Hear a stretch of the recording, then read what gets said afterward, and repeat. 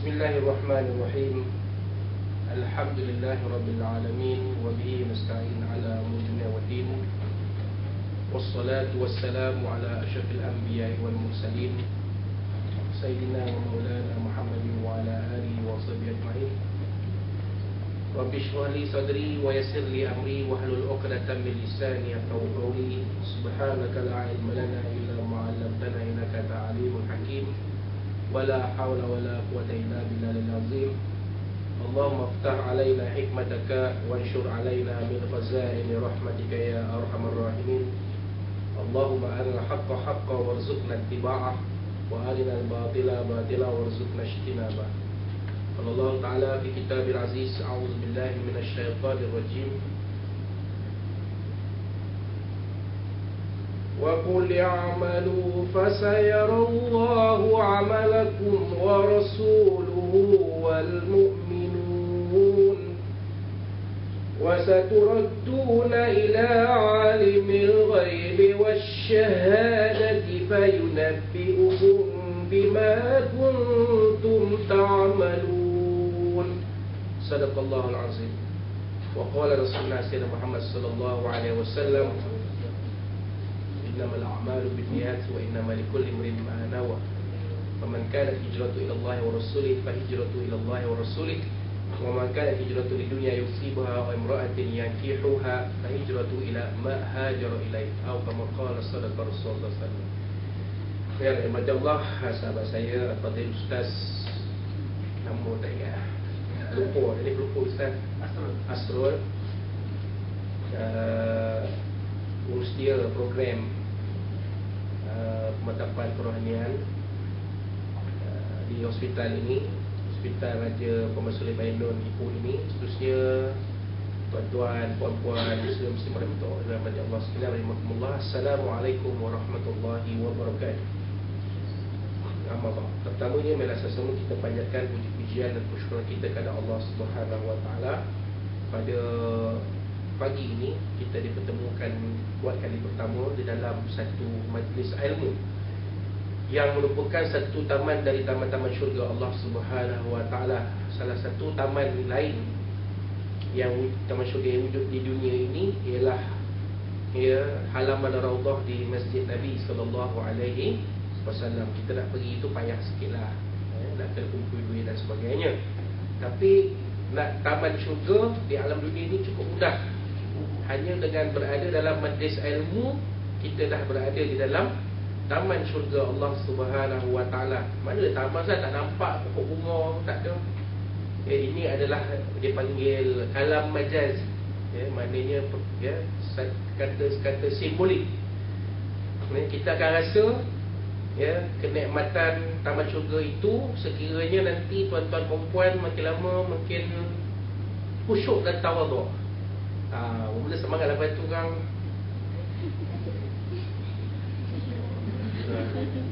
Sebab apa? Sebab sejuk aircon kan. Lepas tu pula hidangkan dengan kata-kata ustaz yang begitu power, yang begitu meracun fikiran sehingga terlentur ke kiri ke kanan. Jadi itulah dia taman dari taman-taman syurga Allah Subhanahu wa taala.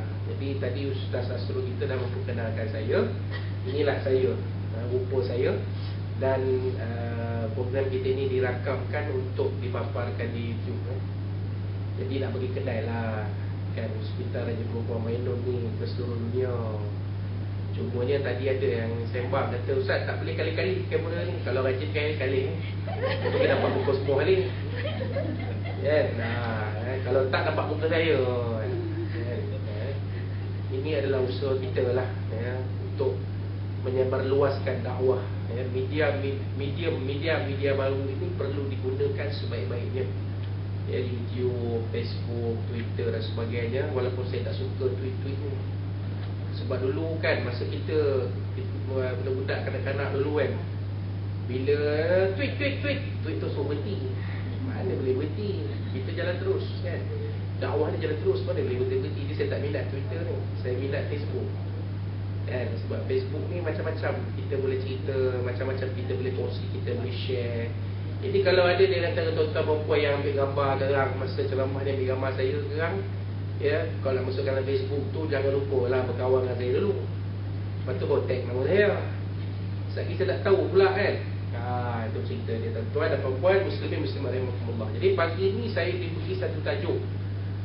Dan tajuk ni sebenarnya biasa sangat dah. Cuma saya diberi nama tu agak berbeza sikit. Menjadikan kerja sebagai ibadah. Menarik ni. Menjadi, macam mana kita nak jadikan kerja sebagai ibadah. Kan?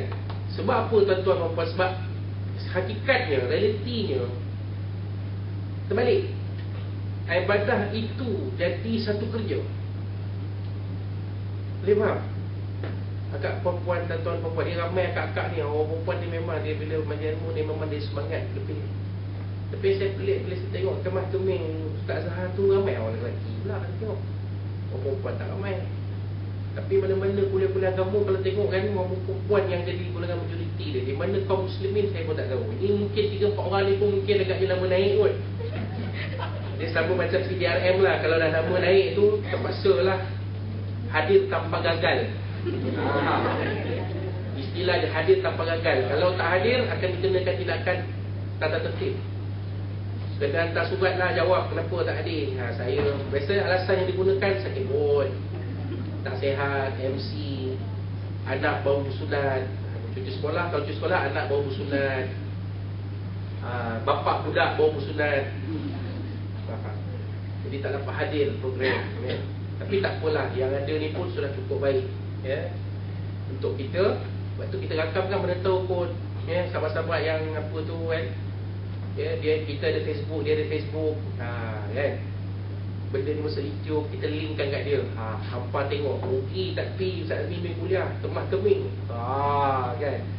Bagi sedikit kesedaran pada sahabat-sahabat kita ni supaya ya, rajin-rajin berada dalam majlis ilmu. Baik. Saya kata apa tadi? Ibadah sebagai kerja. Yang itu realiti yang berlaku. Ibadah tu sendiri dikatakan sebagai kerja. Siapa semayang ni? Tanggungjawab. Kenapa semayang ni? Perintah Allah. Dia tak rasa dia tak rasa benda tu enjoyable, kata orang mungkin kan? Macam saya dulu lah. Saya dulu badan tak berani. Dulu badan saya macam Abang Jam tu. Kenal Abang Jam? Dia tak rajin buka sedar pagi ni. Ada selalu kalau dia tinggi tu Abang Jam lah tu. Dulu badan saya macam Abang Jam tu. Sebab saya aktif dalam bola sepak, dalam sukan. Sekarang dia dah aktif, badan saya ni lah dia dah 4XL kan. Nak cari baju seluar tak payah pergi mana tu, pergi Genton Mall tu, pergi UO tu, my size tu baju saya ada situ. Baju ke seluar ke whatever, kat situ lah pergi cari, tak ada tempat lain.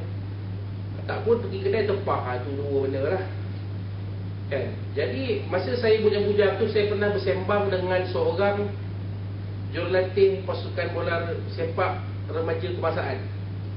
Dia berjiran dengan auto saya. Dia beli rumah, kebetulan rumah dia sebelah rumah saya. Sembang-sembang kata, rajinlah abang kerja. Dia orang utara, asal utara, asal Kedah, kerja. Saya pun cerita lah, kita pemain bola ni mesti ada, yalah, kalau kita sebagai jurulatih kena ada passion, ada kegairahan, baru budak seorang nak main betul. Tak apalah, kita dia kerja 3-4 kali dia ulang benda kerja. Maksudnya dia anggap kerja dia itu sebagai tanggungjawab. Dia tak rasa gairah. Macam kita semayang kan, bila kita semayang kita tidak ada roh, tidak ada, kita tak seronok mengerjakan semayang. Kita rasa macam kena buat lah, semayang itu kita kena buat. Kalau kita tak buat, kita rasa bersalah kepada Allah SWT. Tapi kita tak rasa enjoy, kita tak rasa semayang ini memberi ketenangan kepada diri kita. Jadi ibadah itu jadi sebagai kerja. Sekarang ni kita nak jadikan kerja kita sebagai ibadah. Macam mana? Kerja kita ni yang kita buat ni sebagai satu ibadah. sebagai satu bentuk pengabdian kita kepada Allah Subhanahu Wa Taala. Sebab apa tuan-tuan dan puan? Sebab kita ini sebagai khalifah Allah Subhanahu Wa Taala. Kan?